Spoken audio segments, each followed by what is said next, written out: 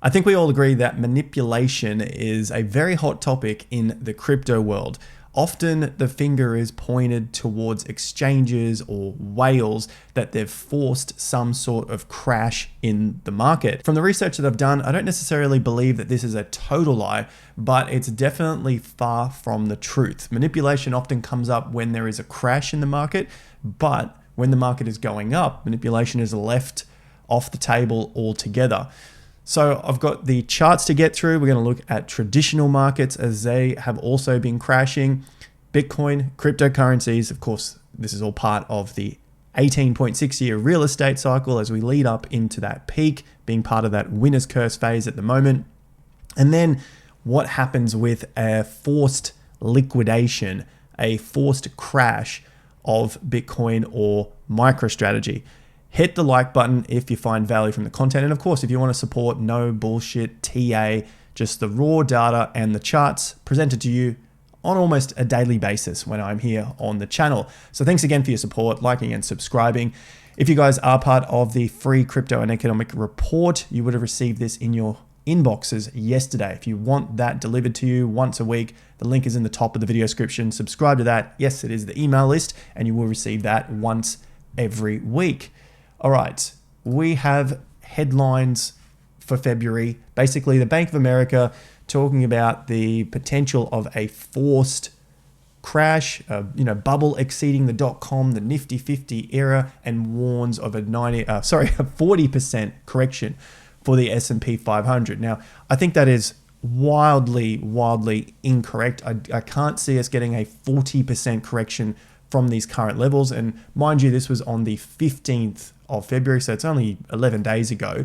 But I think it's interesting to revisit some of these headlines, especially as they're around these tops. There's the 7th, there is the 14th, and basically it was a day before the current all-time high, the 19th, 18th, okay, of the same week. So in terms of a 40% correction for the S&P 500, where would that put it? It's going to be a long freaking way down. It's going to be back down towards 3,700 points, which is very close to the previous lows of the bear market of 2022. So straight out of the gate, this sort of nonsense talk is essentially that. It's essentially nonsense.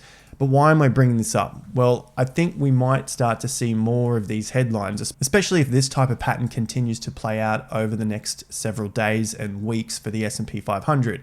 In yesterday's video, we looked at the 3-day rule that Michael has backtested and found this rule. For the S&P 500, however, it doesn't necessarily call the exact top, but it does have a very good record of calling a slowdown in the movement of the uptrend, or potentially in the downtrend as well. You can see we had one of the signals back here.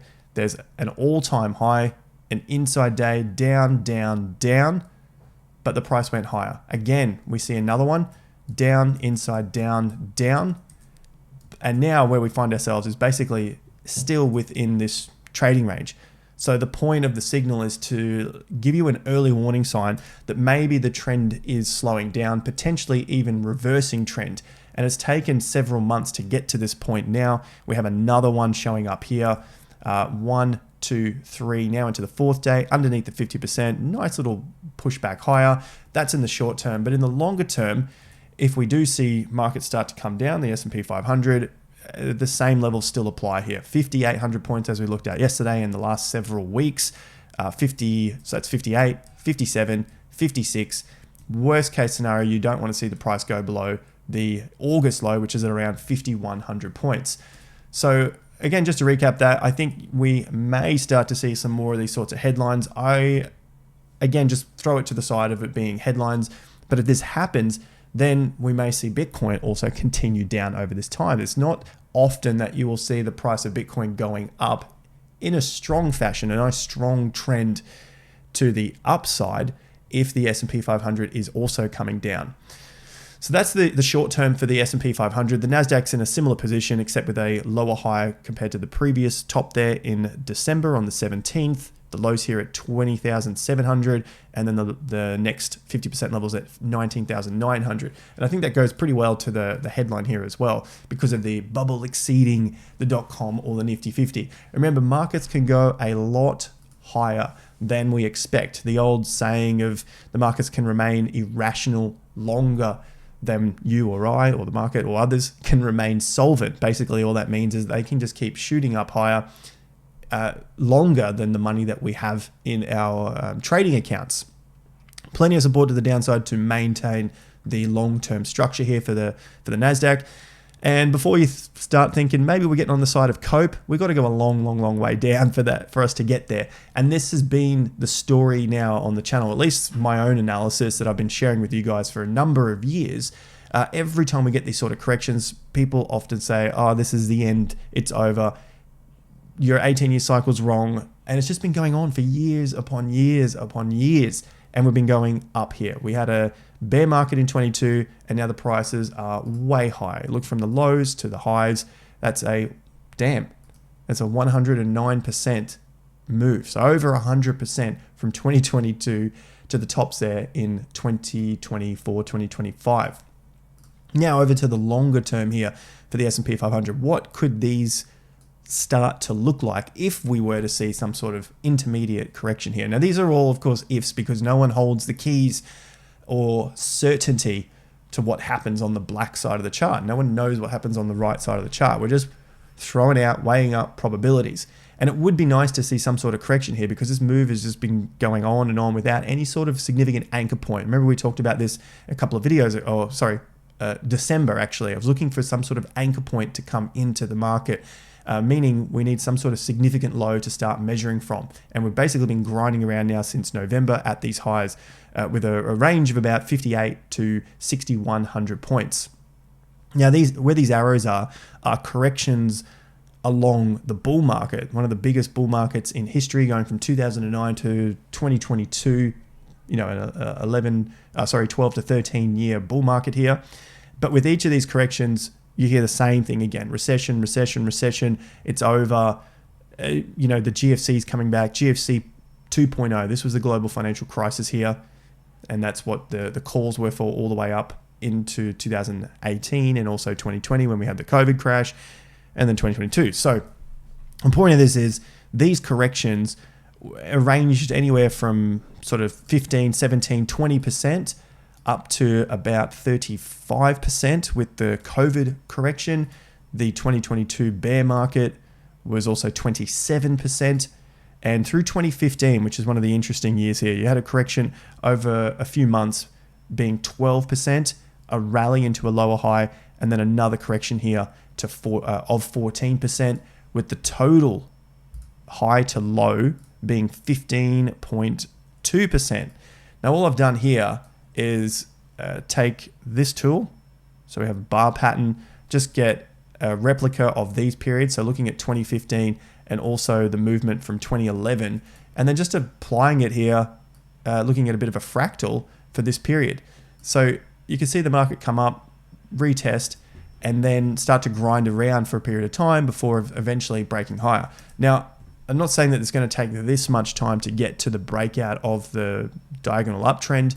It's mostly just looking at similar sort of patterns that have played out in the past and then turned out to be nothing more than a bump in the road. But that bump in the moment feels like a car crash with plenty of deaths in the car, to say it quite heavily. It just feels like the game is over at that point. Little that you know there is a rebirth, and that takes off yet again. So essentially preparing for those sorts of car crashes, but everyone survives and the market keeps going from that point. Eventually, yeah, you're going to see some pretty damn bad car crashes and some deaths, but it doesn't look like it's at this time. I can't believe I'm laughing about these sort of car crash things. Before I go too more crazy, let's move on here and look at the months. Quick reflection on this post because of what we've seen over the last 4 days now for February. February is the worst month in a post-election year. I saw a lot of posts coming up that February is one of the greatest months. Obviously for Bitcoin, it's also shown up to be a pretty significant month. But remember, at least the way I remember it, is we got to follow the stock markets. And if investors are feared out of their positions with the stock market, well, it's most unlikely that you're going to see Bitcoin also recover from this point, or Bitcoin continue on with a bull market, I should say, while you're seeing some significant corrections here for the S&P 500. Again, the S&P has been grinding around since the 17th of December, putting a new high here on the 24th, and Bitcoin's done similar things. It put in a high on the 17th of December, then put another high with the inauguration on the 20th of January. A few days later, there's your 24th, slightly lower high, and here we find ourselves down now 21.5%, which is essentially the same correction that it's done through this entire bull market. 20% here, another 22, maybe 17 there, and we know that this one here was 33%. So just as another recap, just in the movements to the downside, what if we get to some of these price clusters that we've been following on the channel for weeks? I've been posting about them on X as well. That's going to take us to about a 27% correction from the top. And should things go ballistic into the low 70s, that's still a 34% correction, which is essentially the same correction that we've seen through 2024 to get to that August low at $49,000. I'm not saying that it has to get there. We're just looking at percentage corrections and balancing them out through the overall bull market here. Now, the proviso here is that if it did crash through 72K, then it needs to recover very quickly, at least, very least above all those previous tops. You need to get some closes above that level. And I would then stretch it a leg further. All right, stretch it a leg further and go above this 50%. It has to go above 79,600. There's a lot of numbers here at 79, 79, 80, 81. That is because it is a key price target for the downside. And if it does break past that, it's that momentum to the that pushes it further past those prices. You need to see a snapback above those levels in order to maintain that structure. Just like what happened back in August. You can see it ran even further, got to 49, and then you started to see the close back above the previous swing bottoms. These swing bottoms on this side, showing the strength from the buyers, buying it back up, showing that they still believe, I guess you could call it, believe in Bitcoin for the rest of this bull market. So that was the 2015 fractal here. This one is the 2011 fractal. Probably a little bit large there on the page, but you get the idea. Markets can run up, significant corrections can occur, higher lows continue to form, anchor points come into the market, and then the price continues to push higher later in this cycle. So that's BTC at the moment. How much worse can this crash get? Well, we've got a couple of targets to the downside before things reverse. And what will make this picture a little bit clearer is also the USDT dominance, which I'll get to in just a moment. As it stands in the last 24 hours, we've had a weaker close at, what's this price? 88,000, call it 600 as a round number. It's below this low here, which was the current low of this trading range. That was at $89,000, so it just fell short. Some good volume here, but while we've looked at with the S&P coming down, it's probably likely that we'll continue to see a test coming back towards mid, maybe even the low 80s, but that's not without some sort of rally as well. If we get a rally up into any of these low price points, under here at 92, under here at roughly 95, it could all be part of resistance that then forms into a lower price set. It might come in sometime in March. Okay, so over to some of the crypto data. Looking at the Fear and Greed Index, this is actually another good sign. I like that we're seeing a sentiment reset. Finally, after all this time, the crypto bros are getting the idea, the meme coin fools, the altcoin degens, whatever they're called, extreme fear. The Crypto Fear and Greed Index, the OG, has hit 21, so we dropped even lower. 25 now down to 21. A great reset for the sentiment here. And like what we've seen in the past, here is your July bottom. And as I said with the rally, any of these rallies, if anything happens here and it is not able to get above those previous resistance levels, well, then you can almost be assured that it's going to come back down to test that low and then break through it. It's exactly what we talked about last week when the price started to rally and got to 99K. Big smackdown, and then it kept going. Now, yeah, you're going to have the fundamental guys point to this bar and say, oh, it was Bybit, and that's all the problem that happened there. It was Bybit's fault. No, it hit the resistance level, came back down. If you want to blame it on Bybit, great. But I don't know how you blame these next 2 days on Bybit. And I want to talk about this and forced liquidations for potentially a multi-year bear market, which sort of carries on from yesterday's video, looking at this, heading into a multi-year bear market, my thoughts, but how that could continue to play out. Okay, so Fear and Greed Index is working its way through the market sentiment. The liquidations have also been relatively good. This was at close to 1.6 billion when I looked at it earlier this morning. Now it's currently sitting at about 1.06, as we just saw there. So one of the biggest days in history for liquidations. More players getting washed out of their positions. They keep trying to buy this dip, hoping it's going to go higher. And as you can see here, the green long side keeps getting liquidated. Daily exchange volume has begun to tick up. We were watching this potentially being a low forming, not the final low, but at least, well, hoping for a base to form here. The idea is that the exchange volume needs to base out, consolidate, and then start to push higher. So, we can get a bit of a run on with the bull market again. So all of these indicators continue to reset. The thing that I often come back to is that it takes time. You need patience through these periods. And often when I talk about it on X or talk about it on YouTube, the patience is just not there. But as we get to these periods, this extreme fear and how long this is essentially taken, you guys who are watching, you start to get the picture, or you've understood it this entire time. We're down 36 days from the inauguration top, from the December 17th, 2014 top. We're down 70 days, which is nearly half the time for this entire bear market that happened, or downtrend essentially, that happened in 2024. That was 144 days. A beautiful little Gann number there for those who are following Gann. And you've got a movement down of $25,000, which might come into play later as we follow up with any of this correction and remembering our signals, our signal of the overbalance in time and price. So we don't have either of those yet, which is a good thing. Let's see if we can get to some sort of balance correction and a nice bounce out of those areas. So that leads me to MicroStrategy and the impending doom collapse loop of forced liquidations here for MicroStrategy. Now, that often comes up. Can there be forced liquidations? I think Kobisi has put this together reasonably well in this particular thread here. So you check this out on X. I'll give you a brief overview here. It's come up because MicroStrategy has dropped 55%. Obviously, MicroStrategy is one of the biggest buyers of Bitcoin. Their average cost is at 66K. What if Bitcoin dropped to 66K? How far would that have to go down to take it out? It's got to go down 40%. So it's not impossible for Bitcoin to drop 40%. It's a very, very long way down. But does that mean that MicroStrategy would then have to be liquidated from their Bitcoin positions, which could then force the price down even further?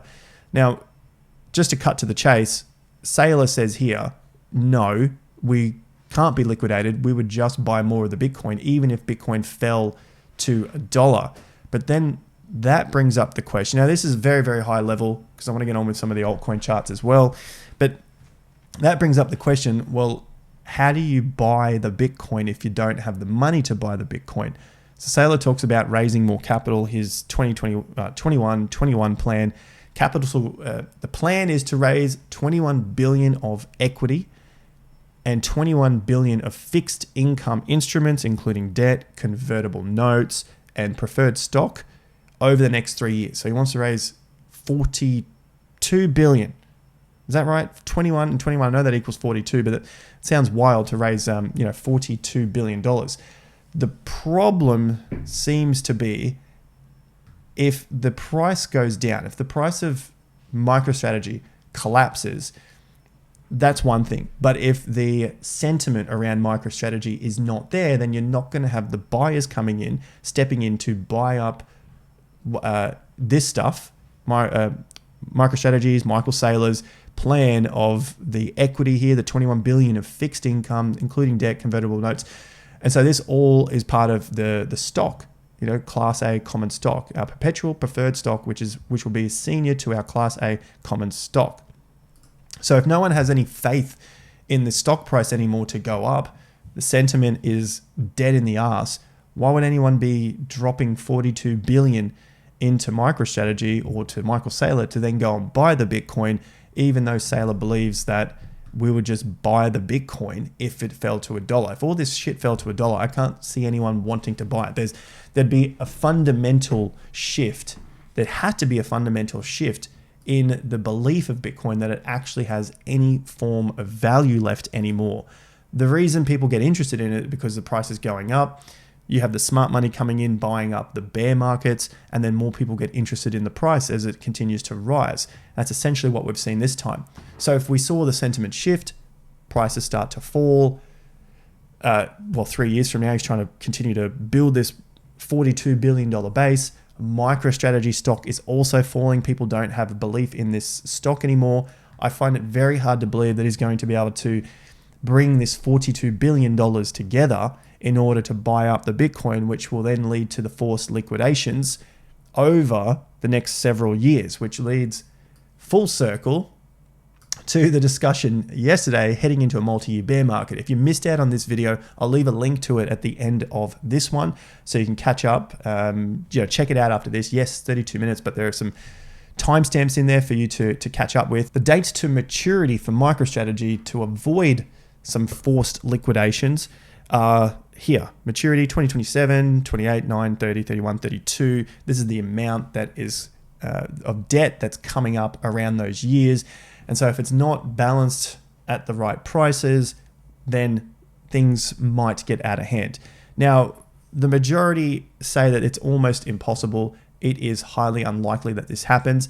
But remember, we are talking about this in a, good sentiment period. Yeah, I know the prices are down 21% for Bitcoin and we have extreme fear showing up here, but relatively speaking, overall, it's not as bad as it was at the bottom here with the FTX collapse, or as bad as the sentiment was when the banking crisis happened in March 23, or as bad in 2023 here. Like, the sentiment was a lot worse here. So talking about it here, it seems almost impossible or highly unlikely that it would get to this stage of forced liquidations.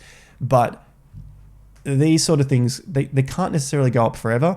And if someone is buying all of this one, asset, and no one else is interested in buying it, well then what is the real value of it? It's not really worth anything. And I think one of these comments put it together the best. In simple language, MicroStrategy is running a sophisticated, self-benefiting Ponzi scheme under the surveillance of SEC. I know that could probably trigger a few, and it might not sound like the greatest thing here. I don't know if it's going to be great for Bitcoin long term. It seems like it is essentially just building towards one player owning all of the BTC underneath MicroStrategy. I've never seen any of these things work out in the long term. Maybe this could be the one that does. But really at this point, or probably over the next few years as we lead up into some sort of peak or correction, into the next bear market, there would have to be more players who are interested in Bitcoin. Otherwise, it will go unnoticed and essentially that sentiment will die off. The chart, I think, is going to be the best indicator of this in the future. That's just the way I've been trading and investing now for over 18 years. It's been the best helper here. And what I would look out for is, where do these lows come in the market? If you start to see very, very significant turning points break down, that could lead to a lot longer of a bear market, for one, or two, loss in confidence in the asset overall. Now, I don't think we're there at this point. I am talking about it in a video today because I think it would be a very interesting topic come the end of the cycle, the end of the bull market, because of how the sentiment shifts. So it's easier to talk about bearish, or what the retail perceive as a negative topic, in times of pain, in times of fear, rather than in times of pumps and greed and FOMO. No one wants to hear about this stuff then. So maybe bookmark this, save the URL to the video, come back to it in 6 months' time, and we'll see whether things have played out. I've gone out on a limb here to say from this point, now it seems even more unlikely that MicroStrategy is going to put in a new all-time high for this bull market cycle. And I think the clock has begun for the end of the cycle. The last 24 hours, which we did not have in yesterday's video, because of course the last 24 hours showed another breakdown of a very important 50% level for MicroStrategy here. That was 278. Yes, things can reverse in a day. We've only got 1 day under here. We start to get to 3 days, a week, a 3-day closes under this level, a weekly close, maybe even a monthly close, which we close out in 3 days. Throw the monthly chart up here. There is only 2 days, 20 hours to go. That could spell disaster for MicroStrategy at this point. But as we said, it's just a countdown timer now for the end of the Bitcoin cycle, which could still have several months to go. So for the untrained ear, it sounds like all doom and gloom, but this is basically just preparing for something in the future. And I'm looking out here for several months, somewhere out towards August, maybe September of 2025. And this is for MicroStrategy and for BTC. Lower highs in. Let's see how this all continues to go. I still think that we've got further upside for BTC to new higher highs because we haven't seen any significant breakdowns like what's happening with MicroStrategy at this point.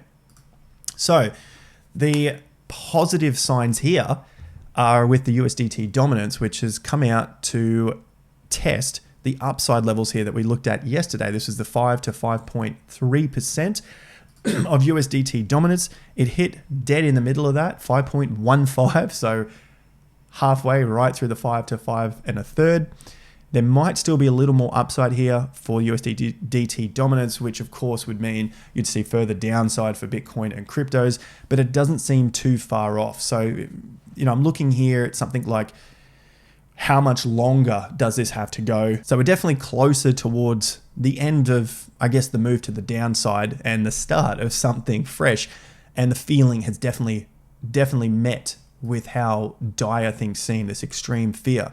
So the USDT dominance is looking relatively good here, providing, sucks that word, doesn't it? Providing we don't go and hold above this 50%. So 5.24 for round numbers, 5.3. And the worst case scenario is if it breaks past the diagonal downtrend, which has held down the USDT dominance for the last several years, going all the way back to 2023. So the last couple of years, that would be worrisome for the bull market if it started to find some support here and rise up. That would essentially mean that people have lost faith and for Bitcoin and cryptos, and essentially are taking profits. They're just getting the hell out of all of the markets, and primarily BTC. So around the next couple of days to weeks, you'd want to see this get rejected, at least very worst case, somewhere up around 5.5, 5.6%, and work its way back down, getting quickly under 4.75% as it currently stands. And that would lead us back to some sort of, positive, greedy FOMO times for the rest of the space. On to the rest of the space now for altcoins. We've got ETH USD. The 50% extension to the downside is $2,063. The previous lows still sit around 21.50. So again, it's in a rock and a hard place, kind of like where it was through the second half of 2024, where it was just playing with fire, kept testing the lows, kept testing the highs, barely doing higher lows, and then eventually breaking out to the upside.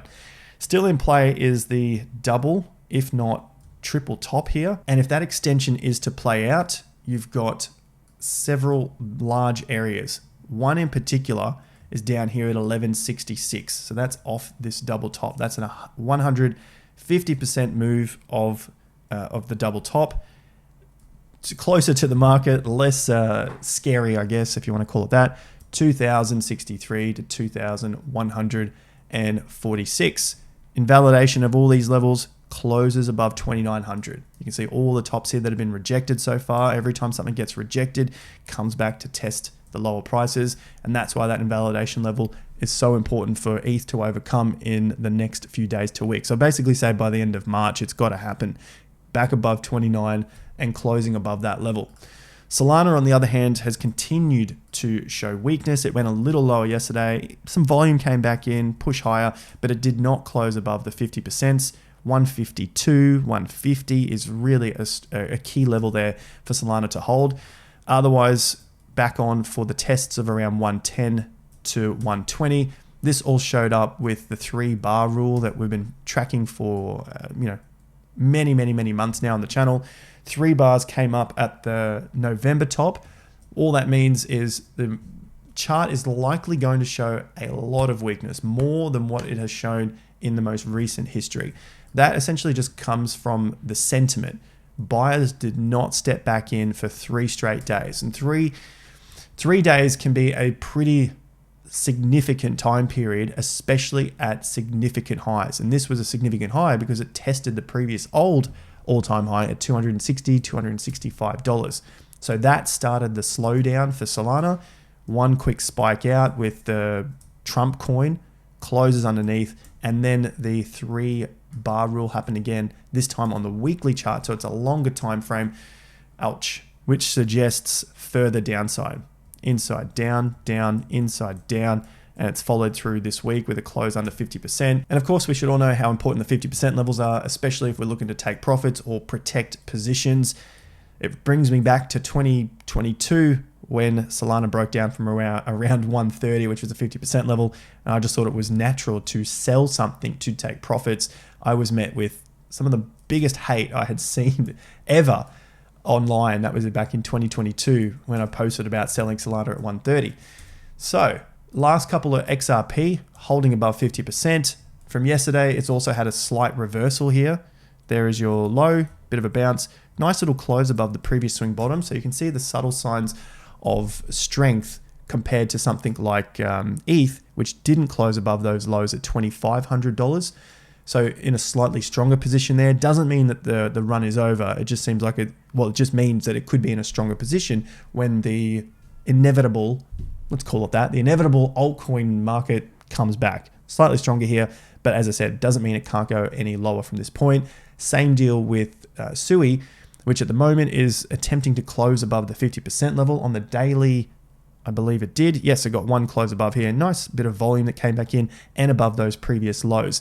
Doesn't mean it can't go lower, looking towards those previous highs. Just means it might take a little bit longer to get there, and you'll get this sort of grind like we saw in the previous bear market of 79%. Puts in a low, higher lows, and then it starts to take off. In terms of timing, that was 131 days to the low.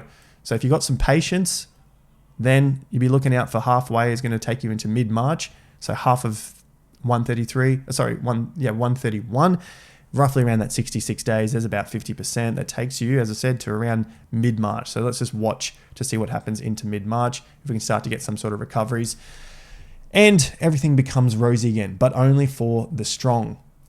Like, subscribe. There'll be a video popping up on this side. That's the one that I talked about earlier that you can catch up on from yesterday. And of course, subscribe to the free crypto and economic report. And if you're this far into the video and you want to take it further and you haven't already, check out TI Premium. Link to that is in the video description. There is a 7-day free trial. See you guys back here at the next video. Maybe I'll take it outside, get some green and ocean views in. Until then, this side, take care and peace out.